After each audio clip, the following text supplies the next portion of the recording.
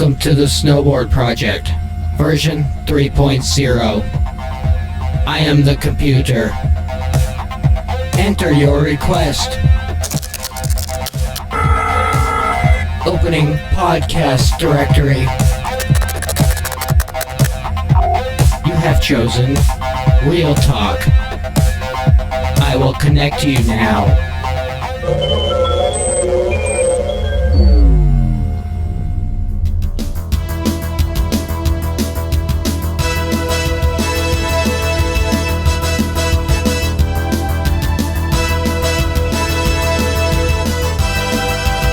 All right, guys, welcome to another edition of Real Talk. And man, we have another exciting show for you today because we've got a little bit different format. We're going to keep evolving the format as time goes on. But of course, I need to introduce our co-host. So co-hosting again, we have Bjorn Leines. How you doing, Bjorn? Doing pretty good, Mark. Thanks for having me. Right on. And then we also have Chad Otterstrom. How you doing, Chad? I'm great. I'm alive and well. なんですけど、アメリカのガレージブランドでカーディフスノークラフトっていうブランドです。 So today I want to tell you about my personal experience with Cardiff Snowcraft boards. So about halfway through the season, last year, Bjorn Leines let me try out a Carbon Goat. And I gotta say, it was amazing. It features two performance characteristics that are at the opposite ends of the spectrum. It's both damp, meaning that it absorbs chatter, and it's also really lively. It wants to crack huge ollies right off the tail. It's pretty amazing. So anyone who would pick up the board, feel how light it was, I would be like, you gotta try this thing. It's amazing. Sure enough, everyone who tried it was like, where do I get one? Well, you can get one yourself at cardiffsnow.com.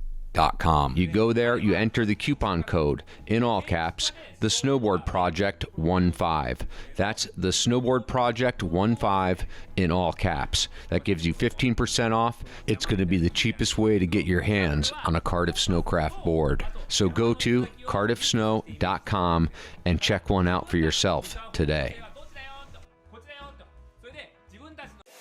Howdy y'all, coming at you from the Never Summer Factory with our limited edition Bone. This is the most exciting, versatile, and fun board we've done in our original rocker camber since the Proto CT. It crushes it in the powder because it has these really wide twin tips, gives you a lot of surface area, gets you right up on top of the snow, but it also holds a great edge on hard pack. You have broad contact points, which give you a lot of bite on that hard snow. It's a great carving board as well. We have a sick embossed top sheet, and we're bringing back our blow off the snow base. So get them while they last. It's the limited edition Bone.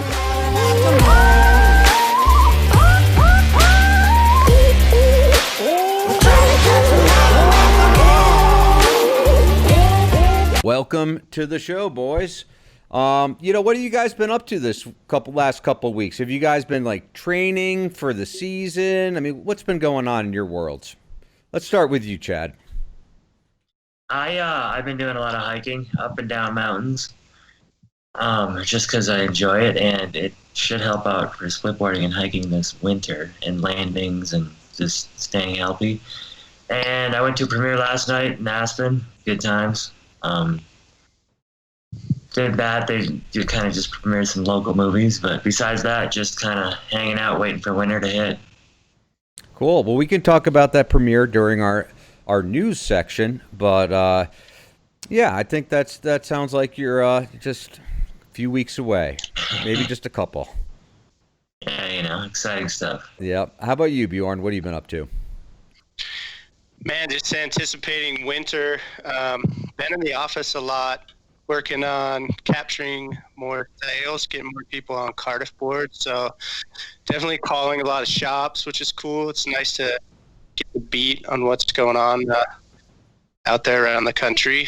And then lately, this weekend here, I had an excavator. We're working on the backyard snowboard park, kind of taking it to the next level, which is pretty exciting. So yeah, all in all, just hanging out with the kids. Been a couple hikes up in the mountains as well, up by Alta, and yeah, man, just couple little cold nights, feeling it, ready for winter. Right on. Well, I think, I've been walking at least, I don't know, 1 to 2 miles a day. I don't know if that's enough, though. I don't know if that's going to get me in shape for snowboard season, but certainly I feel like it's coming. It's getting colder, certainly. So, yeah, looking forward to that.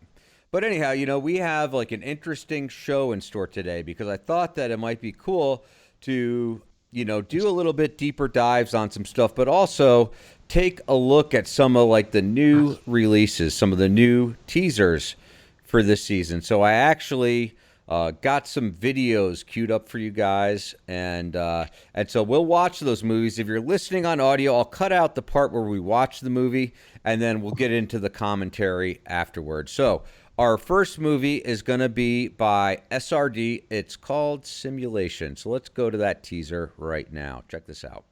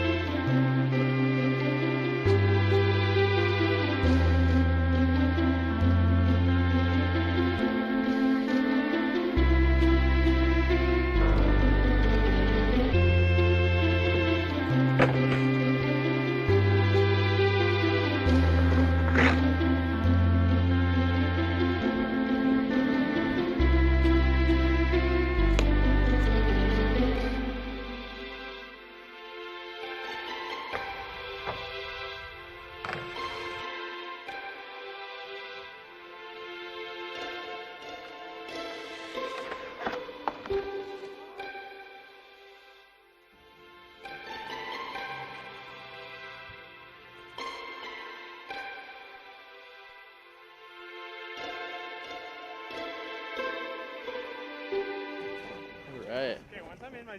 Looking good, buddy. Yo, my ankle's hidden right now, bro. What's your takeaways from at least what you saw right there? It was like a jib movie. I think every city should have their own jib movie. Local jib kit movie. Looks pretty cool. Yeah, I thought that was pretty cool as well. Canadians, right? Those guys were, they stepped to some big features for sure, which is cool. Yeah, totally. I'm just stoked to see guys that I don't really know of yet. I didn't recognize really any of the names on the list when I watched the teasers, so that just gets me stoked, man, that there's just so many more people on the come up. But yeah, I mean, that's some rad stuff in there. Yeah, I thought that looks like a pretty promising movie. Or if you're into street riding, I think that the SRD crew, those guys definitely put out some nice edits. Let's cue up another teaser. This one is from Jake Aronson out of Wenatchee. I believe he's in Wenatchee and in Washington. But anyhow, this is his teaser called Fuck Viz. It's available right now. You can go to his Patreon page, pay $2 to see this movie. He's trying to raise some money, but we'll get you guys on the flip side of this one. So check this out, Jake Aronson.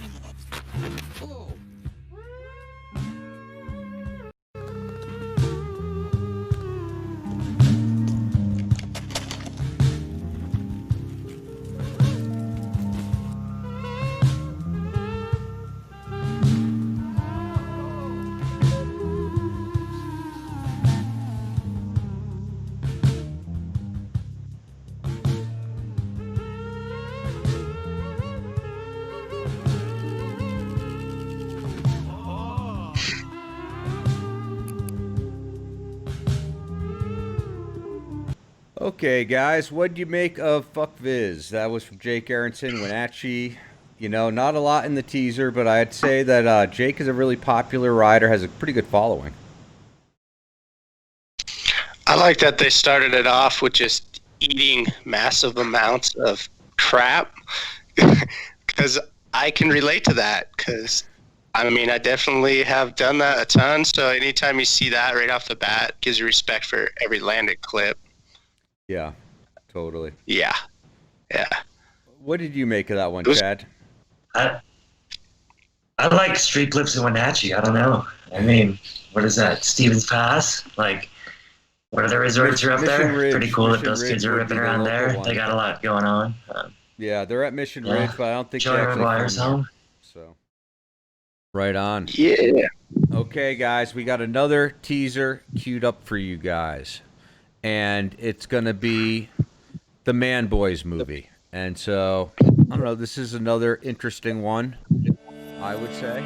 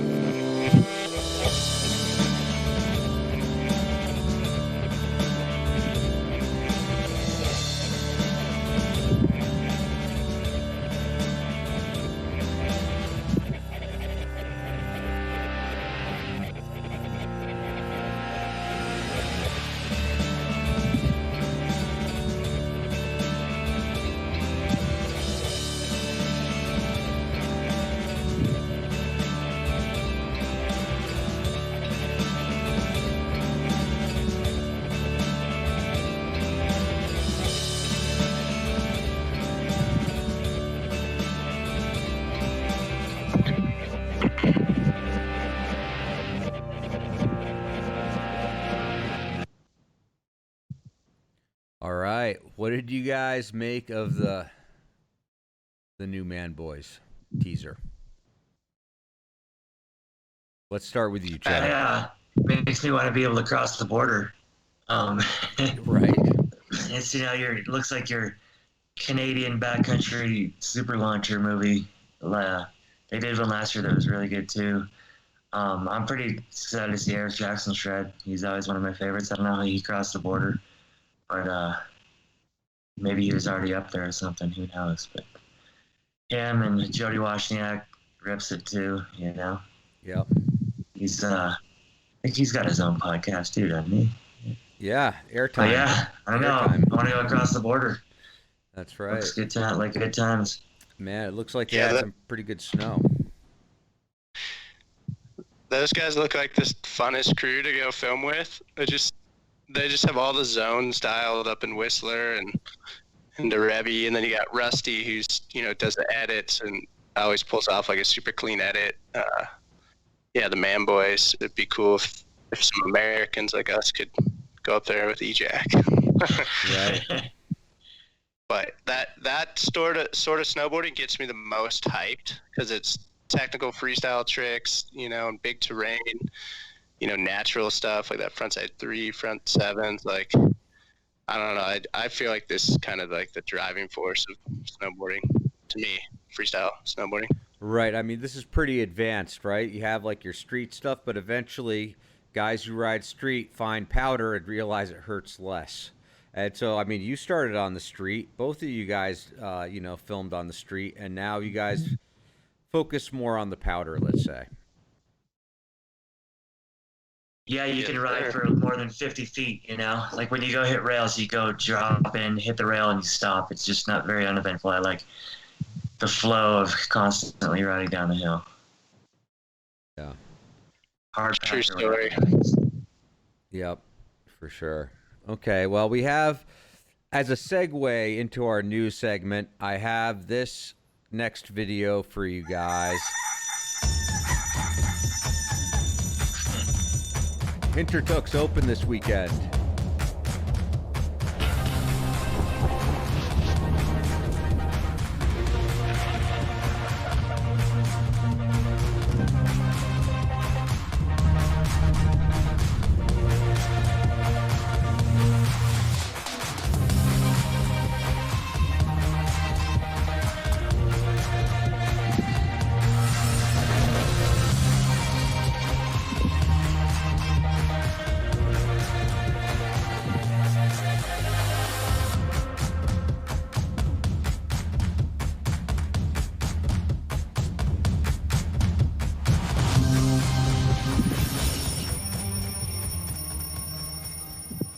All right, guys. And so Hintertux, the first European park open for the fall. And I don't know. I mean, I've also seen some clips. We may see that in our clip show. But, what do you guys make of the fact they are full on riding again in Europe as of October 1st? I'm jealous, that's for sure. It looks insane. It looks so fun, and I don't know if let's jump on a flight, Chad. Let's get your new GoPro sponsor over there. Fun doesn't trip. Put the MELANCON on. That looks like midwinter. I know there's a bunch of people in South right now too.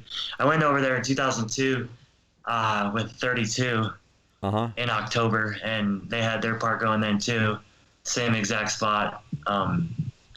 Maybe the jumps were probably about 30 feet shorter, but it's still a good time. And that town, Meyerhofen, is like as Austrian as it gets in the mountains. So it's like, or Hintertux too. I'm jealous. I mean, it's kind of why I'm still involved in snowboarding, because maybe one day, like, we'll be on that schedule where you have to go there every October to do some sort of random shoot. But you never know, Right. So. Well, it looks like a good time, and it seems like that things are more normal in Europe than they are here in the States anyway. I mean, we're still restricted from going to Canada, and I know that there's actually a bunch of Americans over there, but they all got subject to like a 14-day quarantine when they arrived in Europe. So they just basically flew to Europe and then posted up in hotels. Is that why you're only seeing the Canadian team just like on Instagram at Saucefe? Exactly. Crashing it? No, if you look at like, Toby Miller and Sean White and JJ Thomas are over there, but they've been quarantining for like 2 weeks. So it's like they haven't started riding. There's a bunch of guys actually over there right now. So kind of interesting that, not everyone gets to come out of COVID the same way, and I think that everyone, at least that I know, really is looking forward to the snowboard season here. And so they've been really careful, but certainly, America is not viewed in the same light as the rest of the world as far as our handling of COVID goes. So kind of a little disappointing, but it would be nice to be over at Hintertux right now. So anyhow, I guess that brings us to our news. And we have... there was actually some pretty big news this week. Aside from, the Hintertux opening, I guess there was something going on at Trollhagen this weekend. What do you know about that, Bjorn? Yeah, they did their annual kind of kickoff where they basically put a couple of rails up and then have shredders there to hit them. And it looked pretty fun. There's a bunch of the reps all show up, and then, kind of the local scene. So I just saw a little bit on Instagram, but I haven't seen an edit or anything because I think it was yesterday and today. Okay. And why weren't you there, Chad? Because I had to go to a premiere last night in Aspen. Otherwise, I totally would have been there. No problem. Okay. Follow-up question. When you're in Aspen, does the beer flow like wine? It was definitely flowing, yeah. Okay. There was a premiere. There's a long line for it. We went to a premiere at Highlands and then ended up in town till about 10 or 11. Sounds like a pretty good time. Was Detail with you, or who was that? Yeah, he made the movie. Zach Cooper made a movie. Sick. So his is called At Home with the Homies, and I feel bad for not knowing what Zach's movie's name, but it's the Knuckle Draggers crew. And it was like 2 full movies on a screen at Aspen Highlands, like full, almost theater style, outside in a yard. So it's pretty cool. What does a premiere look like today? I mean, you said it was outside, I heard that, but were people keeping their distance or wearing face masks, or like, what's the protocol for a movie premiere now? Well, Aspen's pretty laid back from what I understand, but we were all outside, and there was, separate tables that everybody was kind of hanging out anyways. If you went inside to get a drink, you had to put a mask on to wait in line, and then when you come out, you could take it off and drink. But it wasn't really a bar scene. It was just out in size of a basketball field with a big screen at the end, and everybody's just hanging out. Cool. Well, it sounds like it was a a good time, but you made it to Real Talk on time today, so it must not have been such a good time that you had to stay in bed all day. Yeah, no, I was good. The beer was flowing like wine, but I had like 4 of them over like a 4-hour period, so. Okay. It wasn't like, and now that the bars can't stay open until 2, it's not really stressful. Everybody's in bed by 10. Right. They're a little bit different après scene this year, I would imagine. Hey, did you guys hear that that Baldface is doing a pop-up operation in Utah this year? I did. I'm very excited about this. Okay, what do you know about it, Bjorn? Give us the info, the lowdown, if you will. Well, from my understanding, Jeff wanted to take care of his guests because things were so uncertain with opening the lodge due to COVID and the border being closed. So he's put together these packages where you come down, you stay at the Cliff Lodge. It's like a 3-day thing, and I'm not sure if you heli for 2 days and ride snowbird for a day, or what on the particulars, but yeah, it should be pretty cool. I'm just excited to get, more snowboarders into Powderbirds and into Utah, and because we really haven't had like a lot of snowboarders up there, so it'll be cool. Yeah, what is Powderbirds normally like? I'm just not that familiar with it. So Powderbirds has a heli pad just up the street in between Snowbird and Alta, just up from the Cliff Lodge, and so they'll have anywhere from 2 to 4 choppers there at any given time, and then they kind of redid the inside of it, so they have like a area where they serve breakfast, and then I'm not really sure if they do lunch afterwards, but it's really top notch, and they've got access to like some insane terrain. So yeah, man, it's we're actually doing a partnership with them for Cardiff, so that's in news as well. Oh, cool. So you're going to be able to demo out a Cardiff board if you show up at the Powderbirds and Baldface partnership collab. You got it, man. We'll have a full fleet of demos available, and I might even be around for some riding. So cool. Yeah, it's gonna be sick. Anything for free heli, huh? Yeah, man. That's how we roll. Anything. Hey, Chad, have you been to Baldface, Chad? Nope, I'm just gonna never go. What? I think. Why is that? I don't know. I've been up there actually for Travis Rice's Ultra Natural. Mm-hmm. I was in Nelson, and I hit up Pat Moore right before it was going to go on. I was like, "Is it on?" He's like, "Yep." And we left and hopped up and over the ridge on snowmobiles and watched it across the valley with like binoculars. And then we rode down and high-fived everybody after the event. And then when everybody left, we went and poached a run, and then went back up and over the hill to Nelson, and then had tacos. So that was my experience at Baldface, but I've never paid for Baldface. Oh, I see. You poached Baldface. Poached Baldface, yeah. We got to get you in there, Chad. Baldface is amazing. It's the atmosphere. It's the bros being up there in that lodge on the top of the mountain.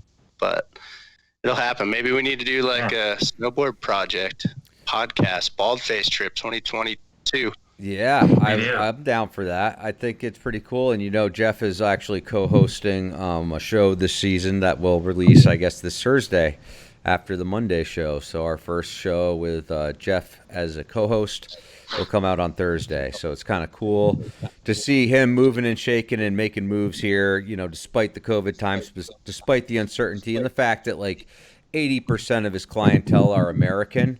And Americans can't cross the border, and just the uncertainty of the Canadian government potentially changing the policies or the rules or whatever. I think this was a pretty safe bet for Jeff, so I'm pretty stoked that there's something going on for Baldface this season in Utah.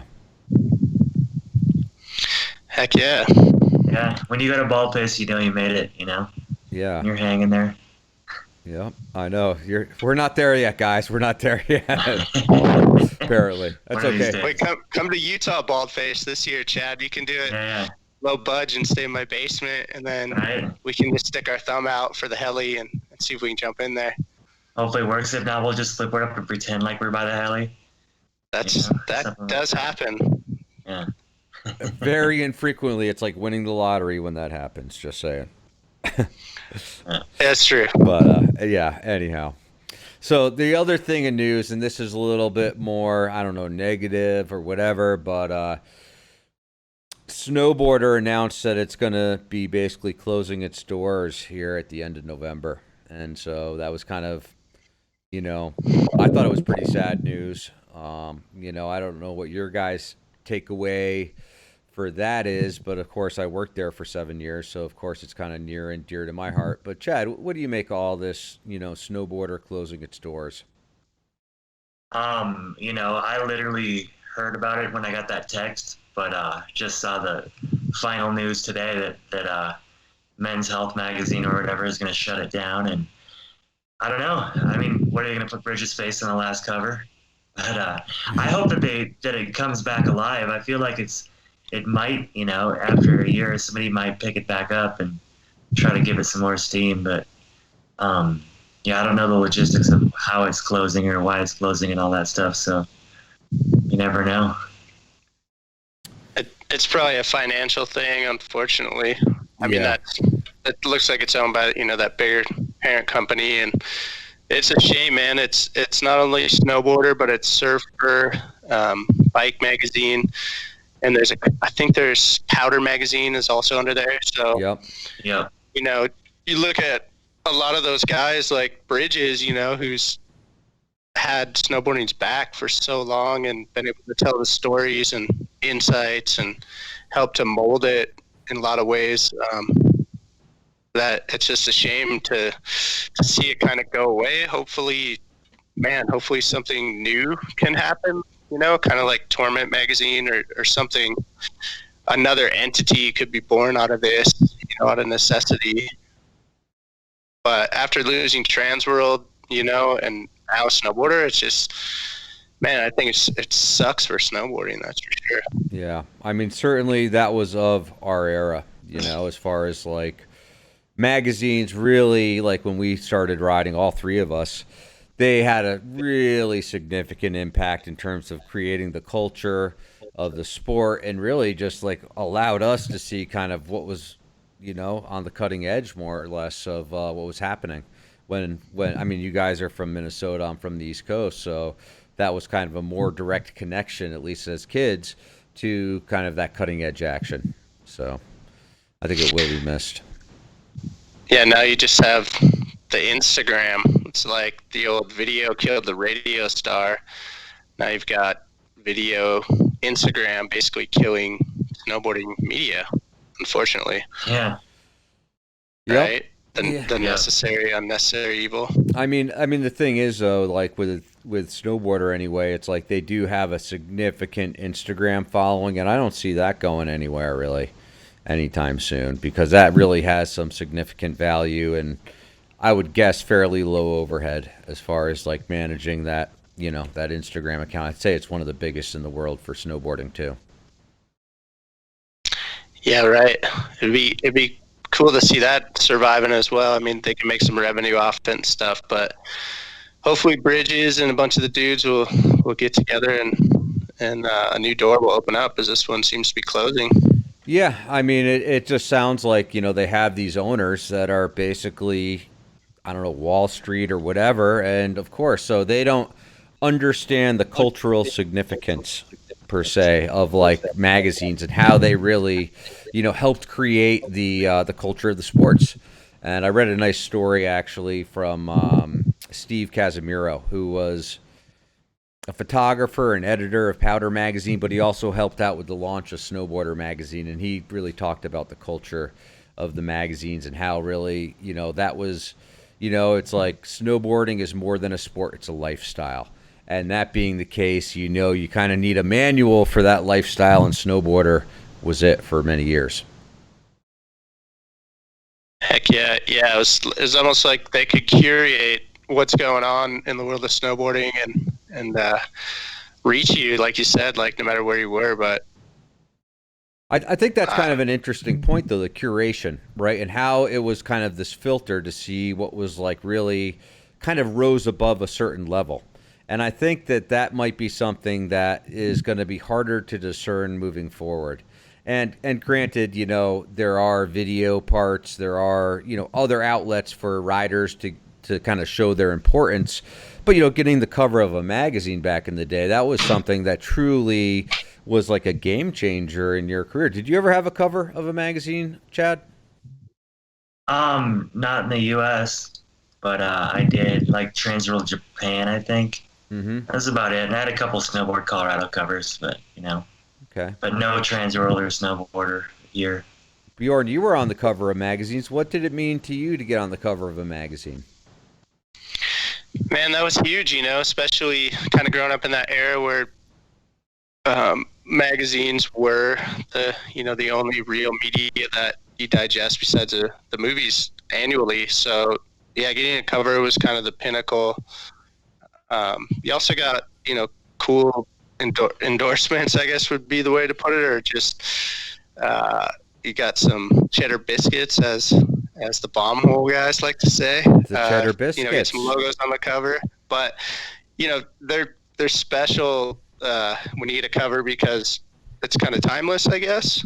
Mm-hmm. And yeah, I don't know. I have a wall that has a whole bunch of covers on it that are like all my homies and stuff, and then the covers that I've had on there as well, and just kind of reminds you of that day or that timing, or you know what your friend was doing, or if it you know somebody that you looked up to at the time. Like I've got some Jamie Lynn covers and you know Terrier stuff from the early 90s, but yeah, man, it's I don't know, maybe I'm just old, but there's something tangible in your hands to look at and touch and feel. And you know, I have a collection of snowboard magazines that's thousands of magazines that are just all filed up, and it's cool to like look back in them.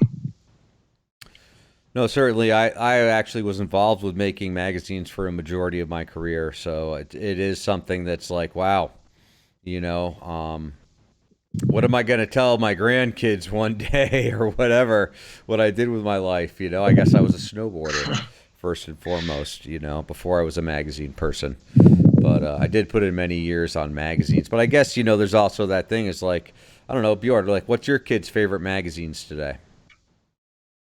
YouTube, Instagram. I mean, that's the thing. They don't read single it. magazine.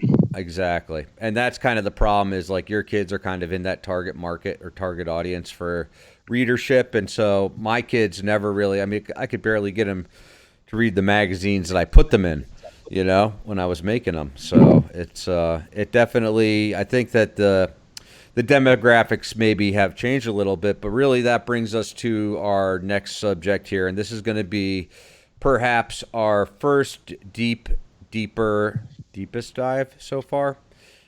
And so last week or 2 weeks ago, I talked about the movie, The Social Dilemma. Did you guys end up watching that thing?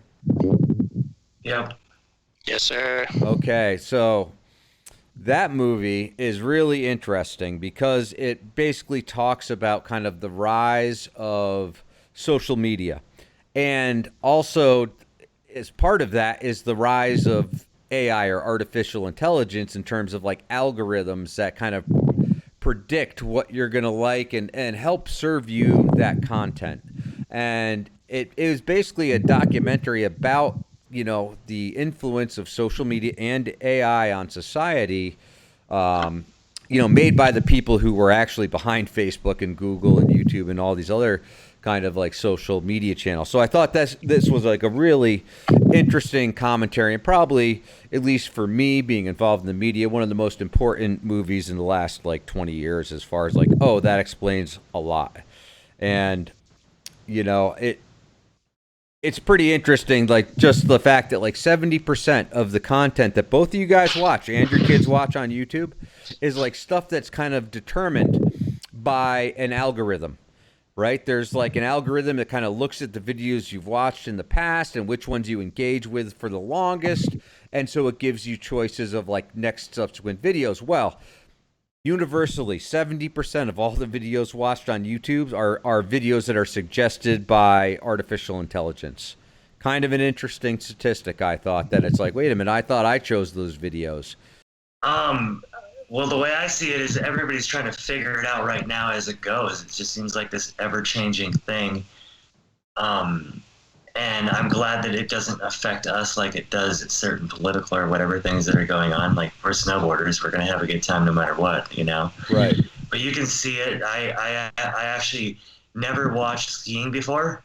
Mm-hmm. And then now, because of Instagram and Facebook and YouTube, like, skiing stuff pops up all the time because I'm a snowboarder. So I'm like, oh, you kind of have to watch skiing, which I don't really enjoy watching, but But you feel like you're forced things to. like that. But otherwise, like I said, it seems like no one really has it totally figured out, and the algorithm is constantly changing. And I hope it just burns out. And you know, like I said last night, we were at a premiere outside with a bunch of people at a social event, and it was full movies, like clips that had not been dropped all year, stuff that no one's seen, you know. Just hopefully it just drives people to go back to being real, in my opinion. I don't know.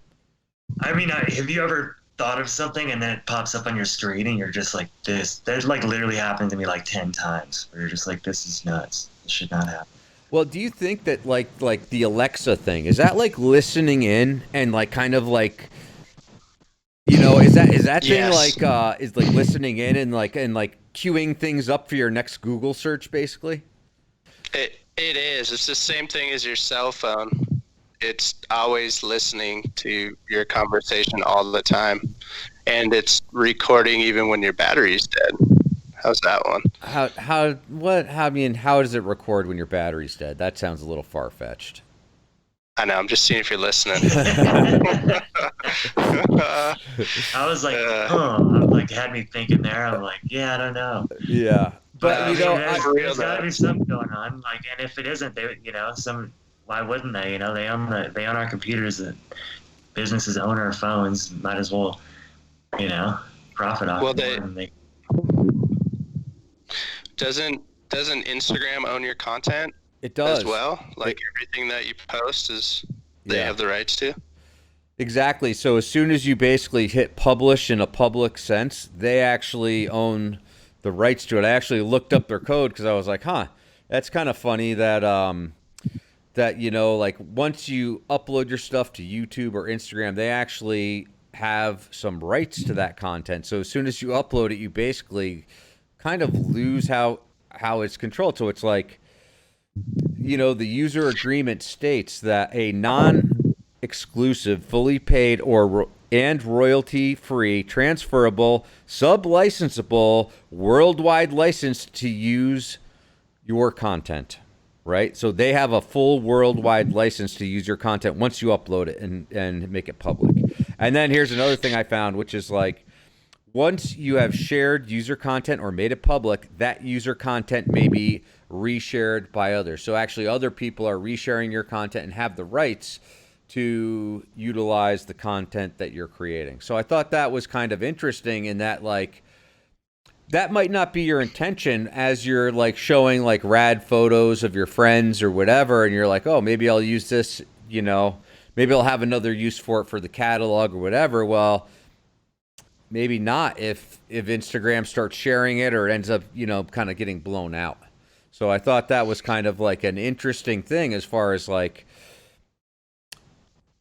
I don't really know, you know, what's going to happen with the future of snowboarding with Instagram and social media. It seems like, though, that there's a lot more kind of below the waterline than above it right now. I was going to say, I had an issue with this winter. Like, brands use your photos, and you're like, what up? You didn't, you know, they don't even ask you. Like, what if a Budweiser were to, like, repost your snowboard photo? Like, are they allowed to do that? And as far as a snowboard brand doing it, to do it without asking you and just drop it is kind of, like, disrespectful in a way. It is. You know? So, and then for them to be like, well, I can do whatever I want, you know? Is that legitimate? I know I've heard of photographers at X Games suing X Games for using their photos without permission. And did that fly? Did it go? It flew, yeah. That photographer can't go to the X Games anymore, but it flew. See, I've heard the same thing and kind of ran into that same issue with brands. Just working with photographers, and they're like, hey, you can't repost this on another brand. You can repost it yourself because you're the athlete. But I don't want to see any of those other brands because, you know, the photographer's got to make money. There's a livelihood. And then at the same time, I'll have people that'll repost our videos or photos and stuff that are like trying to grow a snowboarding Instagram account, right? Mm-hmm. And they're not necessarily a brand, but you're like, wait a minute, why are they posting my footage, you know, and just for free and building their thing? And it's some really, really muddy waters. And yeah, I'm with Chad with what he said earlier. It's just a free for all right now. People are trying to figure it out, but really the people who have it figured out are these social media companies that basically sell you. You are the commodity. They advertise, they sell advertisers your time. So that's why you're getting the AI that connects you with, you know, all the snowboarding and, you know, whatever action sports you want to watch, because they want to put that, you know, Monster commercial or Aflac or whatever it is across your screen, you know. And that's what really touched on in that Social Dilemma Netflix movie. And it was really kind of disheartening in the sense, from an ethical standpoint, of how we arrived here as us being the commodities that are bought and sold every day. But we all give them permission by signing up for Instagram and signing up for Facebook. It's they own you, apparently. I mean, you could just go and delete your account, right? Nothing's stopping you from deleting your account. But the way all of those things are designed is to have that little, like, dopamine drop to have you coming back for more. And maybe the scary part is that, like, you know, their whole goal is to, like, maximize your engagement, like the amount of time you spend on it. And so, like, your feed is, like, custom tailored to you based on your actions of the past and what you engaged with more, so they can, like, engage with you more. But here's the thing is, like, moral outrage is the thing that universally connects with people. So if you, like, fall asleep and you're watching YouTube on your TV or something and you wake up 2 hours later, you're down some, like, deep rabbit hole because moral outrage is something that will keep you engaged, basically, is what they've determined. How about you, Chad? Like I said, we're snowboarders, so we're lucky to have that as an escape from the BS that goes on your computer screen and phone. I mean, just looking at what I see on the internet, it's pretty easy to say what's real and what isn't for me, just because when I go out and shred and hang out in the woods and live as a human being, I can do that. And as far as all that stuff, I use it for my own stuff. Personally, I don't think I'd be on it as much if it wasn't more for work. Yep. And and all that stuff too. Not to get back into what Instagram was, but it was like, if you can see people who are authentic and people who aren't authentic, and you see that in the news as well. Just, you know, as being a snowboarder, you see how things come out and aren't authentic, and then you watch the news, you can relate that to the news and be like, oh yeah, you're bullshit, you know. So yeah, it is pretty pretty interesting. But I would say that probably all of us in the last couple of weeks had, like, a bunch of clicker stuff come through our news feeds, and I don't think that was avoidable. Okay, clicker stuff. Oh, the K2 clickers. So you guys know what I'm talking about. That was like planted. Well, I was gonna. But I think it's getting really hard to decipher what's real and what's fake. And I know Chad, this snowboarder, and seeing him with his GoPro and living his life, that's real. And I tune in for that, and I want to watch that. Yeah. But then I'll see some other random shit, and I don't know where this is going, but it's maybe not geared as much towards snowboarding because it's a little easier to see because we're so entrenched in it. But the AI definitely is affecting us. Well, I mean, here's the thing. I mean, I can let the rubber hit the road maybe a little bit more for snowboarders, which is like, you guys have spent your careers as professional athletes. And today, one of the yardsticks by which professional athletes are measured is their following, their social media following. And so it's like literally like if you're like a, rookie marketing guy, you literally search up all these people's Instagram things and, one guy's got 5,000 followers, another guy's got 100,000 followers, etc., right? And a lot of decision making is actually made on that, but it's like, did they build that audience authentically? Did they buy the audience based on the fact that they could buy followers from some Indian, friend farm or whatever they call those things, right? But I've heard that some people actually do that and that they don't have this like natural organic following, but they see that like that has created some kind of benefit in their careers. First of all, do you guys see like the brands that you guys work with judging you on your follower counts, like on what your social media platform, the size of your social media platform? How about you first, Chad? Yeah, I mean, 100% they do, and it's, it's kind of about moving product, but that's the way it is. I mean, it's kind of painful, and like I said, hopefully it fries out and we get back to doing normal things like we used to. But right now, that's where people are looking. You look at every kid in the room, they're looking at their phone. It's like, And you see brands, definitely. Skateboarding, you see it a little more, little less. Like you don't, a Tom Penny doesn't have to be posting all the time, but he's got to have a huge following, stuff like that. But brands and snowboarding, 100%. But also, it's like, who's getting paid now? I think I just heard you talking about your Miss Mason Aguirre interview. Before Instagram, those guys were raking in some dough, and their money significantly went down after the birth of Instagram and all that stuff.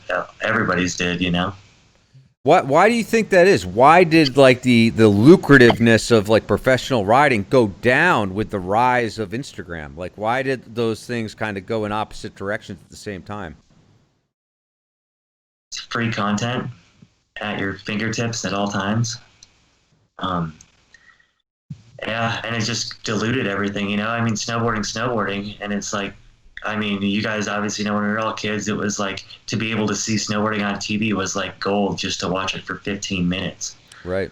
And now it's just like, if you want to watch it for 24 hours a day, you can constantly watch new stuff all day long. So it just diluted it, I think.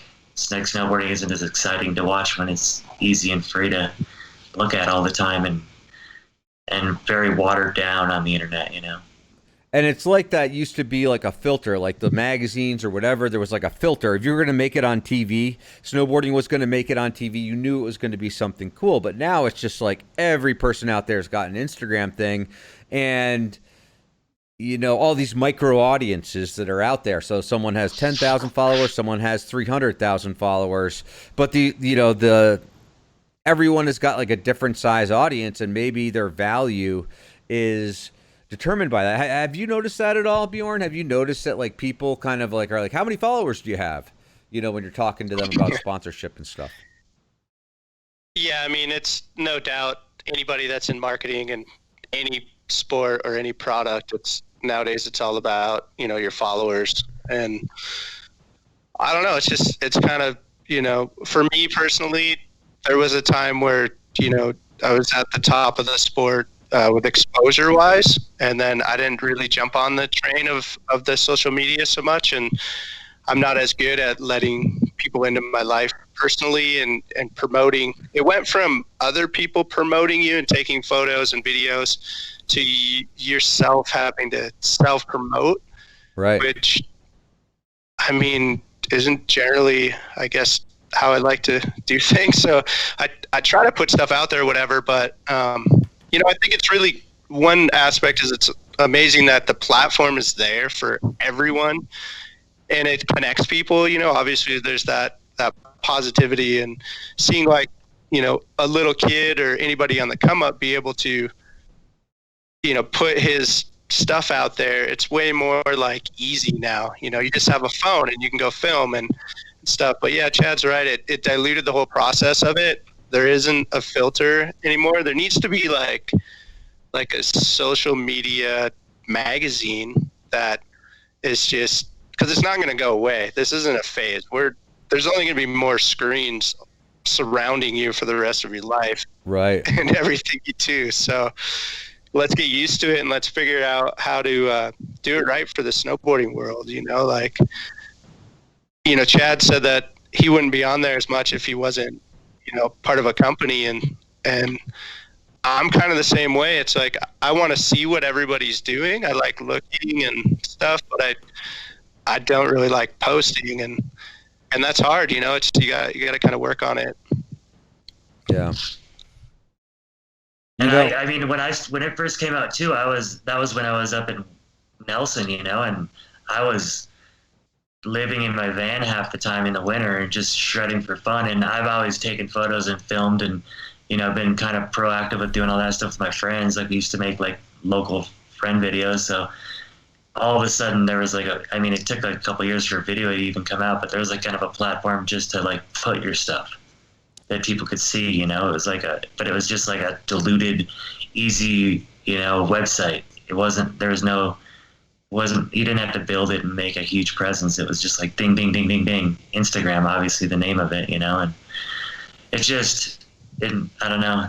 Everything's watered down, and hopefully we can influence people to do, like what we did. I don't need to keep going back to it, but we did a movie premiere just yesterday, and it motivated me for not releasing anything next year. You're just like, I'm just going to release GoPro clips, maybe that's it, but save everything and make it feel real, and it'll hopefully turn back around, because we're going to hit rock bottom here soon, I think.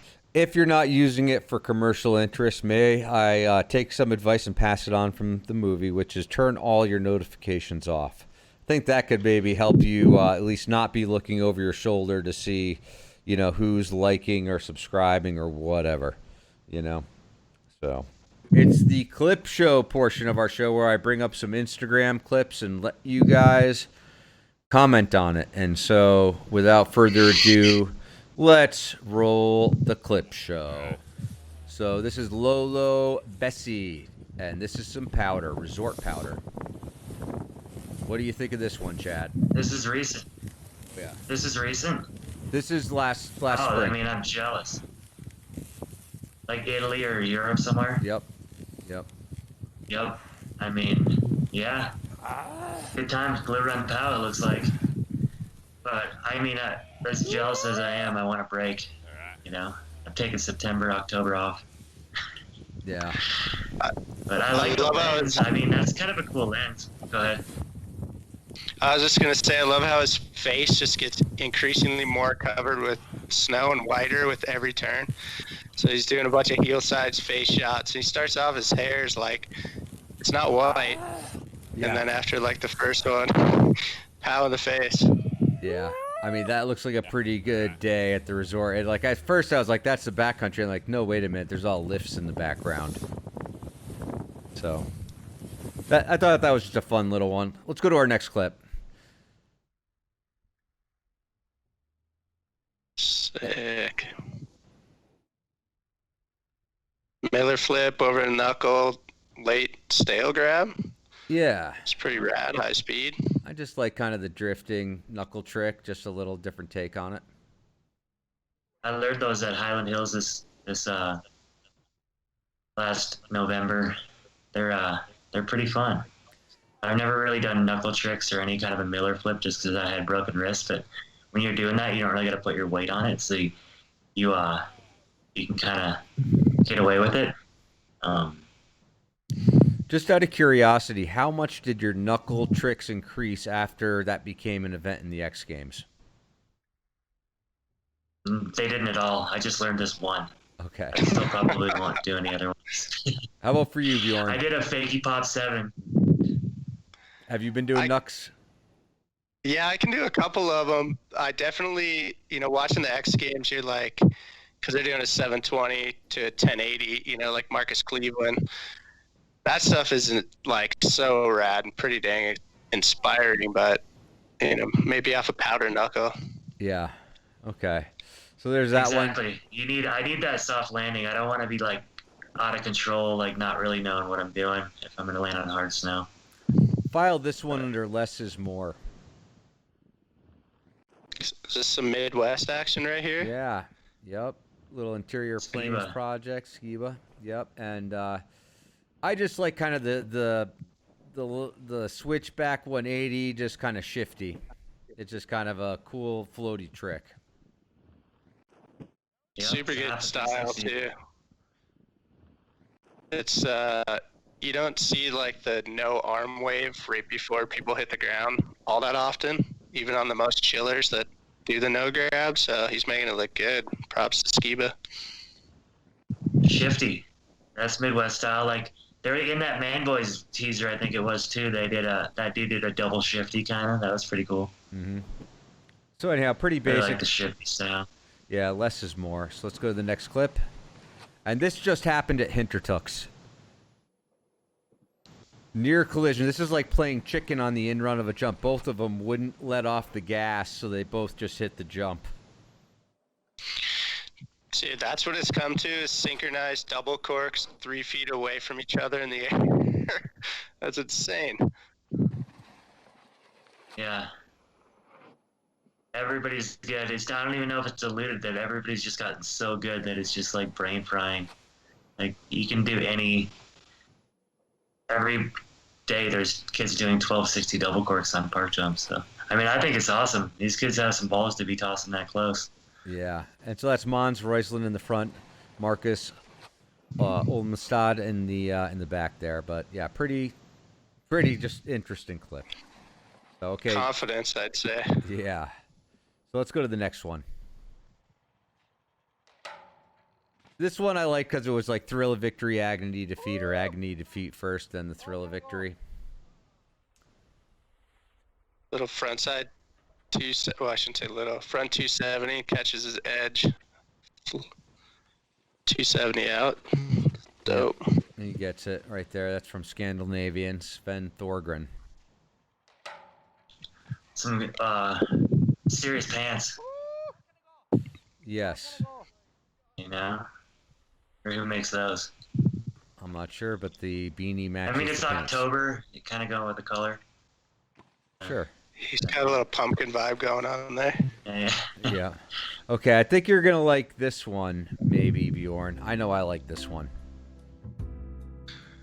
The deadest long under the sun, dead long riding chips. Of course I like it. Dude, this is like your home run, your home boy.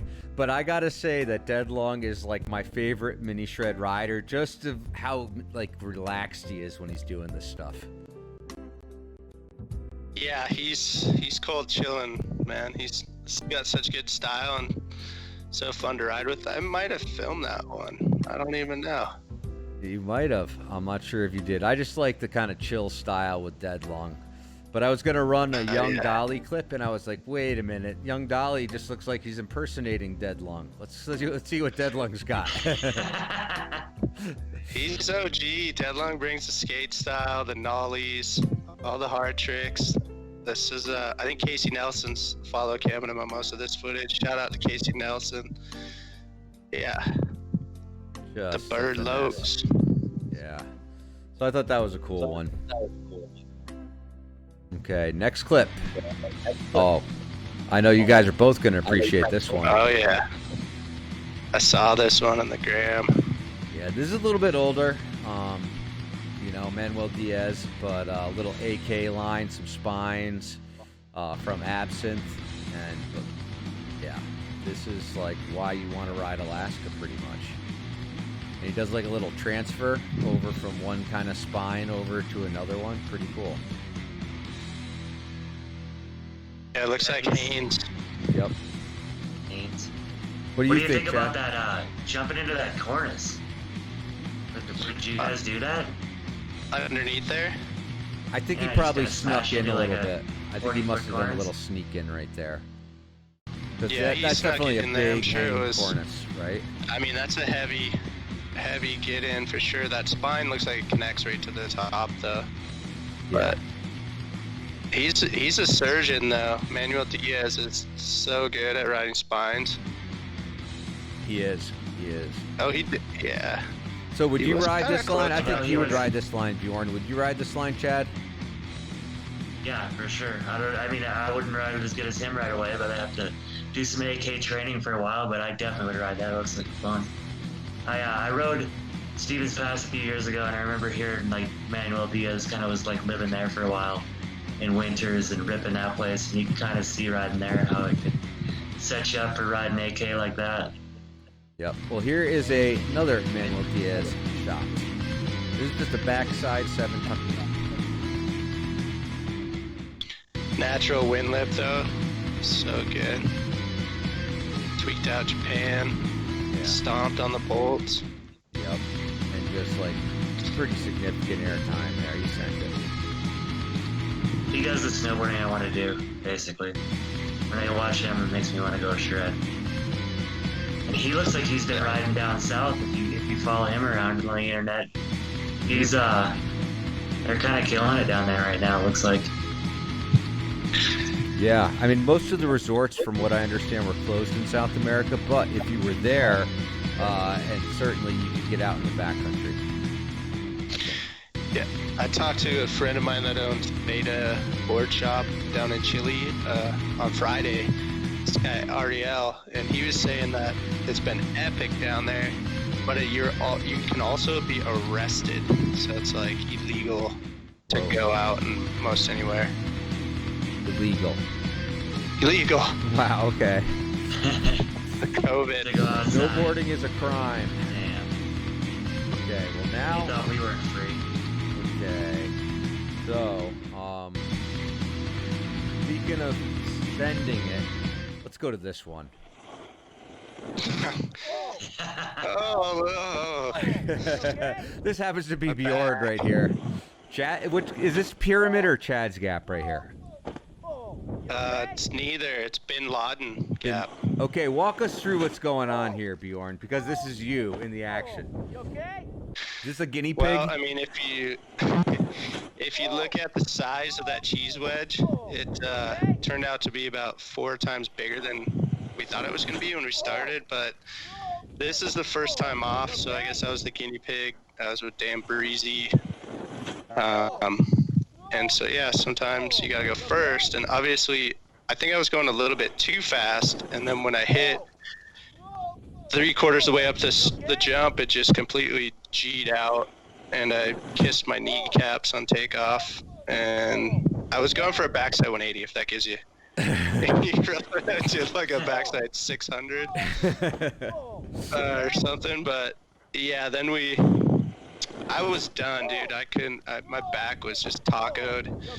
I believe we filled in the gut and took off some of the lip, and then Breezy hit it like I think twice, and he back 180'd it, and that was it, dude. It was like a week-long build, and for one shot. Yeah, the size of that cheese wedge is incredible, first of all, and then just like the way you got compressed in that transition. Like, you guys were like, think about how big that air would be if you like literally took that lip straight off. Like, I mean, that would be a pretty big air. So, props to you though for. You would have held it. Right. I think I would have went a little deep down the landing, but I learned on Pyramid that you want to overshoot, not undershoot. Well, the fact that you walked away from this that. kind of makes me glad I don't live in Utah because it's crazy looking. I was like, I don't know if I want to be like hitting shit like that. It's freaking gnarly. Like, not that it's a bad thing to hit, but you got to be really, really good. Well, see, the thing with Utah is all the gaps have been built, and this one hadn't been built. So I think Shane Charlebois, it was his idea because he knows every jump in Utah, and so we just started digging, and yeah, I guess I got to go back, rebate or something. Man, that's a crazy looking jump. Well, you I'll got tell your you what. seat dialed now. You know. The consequences of being a guinea pig. I've done it a couple times. You know, where you're just like, I don't know, but here we go. So at least there's a soft snow on that wall. Yeah. What did you feel like the next day? What was the takeaway from that one? My back was jacked, and I went to this guy Den who works on all the shreds here in Utah. And he fixed me right up. Nice. I was feeling a little wretched. Okay, we got one more clip for the clip show. Here's the last one. And it's Chad. This is looking like some. So sick. That's like some BT material right there for GoPro. I don't know. You might be getting upgraded here, Chad. Well, that was those 2 tracks to my left. Those bomb holes. I was actually hitting that with Nick Baden. And he did a switch 9 on it. First hit. Well, first hit he bounced off the rocks. You can see. And then second hit he overshot with a 9, and then he did a back one Japan and landed in a bomb hole. And that kid's insanely good. He just kind of was sending it to flat, not caring. I actually hit this a second time and came up a little more short and landed, but that is a bomb hole. But yeah, that's that's kind of the Colorado lifestyle right there. That's what most of our cliffs are like. But yeah, good times. Yep. So looks like you have some decent pow there. Where is this location? Is this in? That's New Mexico. Oh, it's New Mexico. Well, it's not even Colorado. He's not giving up his spots. Yeah, definitely. Interesting. But yeah, this is what I was talking about. This is all I really want to drop next year. I don't want to be like, I want to like actually pretend like we're filming again just for fun for ourselves, and you know, it motivates you to like really make a project out of something. Yeah. Just for the viewers out there, little known fact: when you look at a photo of a cliff in a magazine, or you see a straight on angle, you're like, oh, why didn't that guy go bigger? Like, there's so much landing down there. 99% of cliffs are flat, and the other like 1% has a tranny that is about as long as your board, because it's where the snow has blown in up at the bottom of the rock where the cliff ends. So like on this one, Chad missed that tranny by like a board length, right, Chad? Yeah. And then like the next time I hit it, I dropped in like a board length lower, and that put me in the spot. But even that spot was still flat. Most cliffs, like, it's hard to find a good landing where you don't really gotta put it down on a cliff. It's funny, the takeoffs are always so good and the landings are so terrible. Anything else to share with the world? They're blowing snow here. Resorts are opening. It's gonna be on. So probably next show we might actually have some serious, like, we've been riding snowboarding, which I'm pretty excited about. Right. Is your money on Loveland or A Basin to open first? I think A Basin will probably do it, but I would rather have Loveland do it just because it's more of a cool vibe and good feel over there. So the 4G network is going to activate and get on that first lift, or what? Yep, exactly. It's going to activate, you know. Right on. Well, You guys- Go ahead. You Bjorn. need like a rival. Like there needs to be like, you know, like Burton versus Sims back in the day. Now we need someone to rival the 4G network. So calling there all are. kids on social media to break the streak. Oh, I'm no. just instigating now. No. Oh yeah, I mean, we'll bring it on. That's the best part. Like that's why we got the network. And then for 4 days you hang out and people try to like snake it from you, and you're like, nope. We've already talked to the news. We've already been on the news. Whatever. Well, I hope the next time I talk to you on the podcast, you will have secured your first seat, your first chair. We'll see how it goes. Right on. That's it. I mean, we got a full week of sun, so I don't know. That'll help, but it's definitely been cold. Like 25 degrees in the morning. Older. Cool. Well, thank you guys for another real talk. And I think, this will be an interesting one. A little bit different format. I think we can keep evolving as time goes on and really kind of like develop like a really good format as far as like a news show, as far as all this goes. So I think we're just going to keep working on it and improving. So thank you guys for your time and sharing your perspective on snowboarding with the world.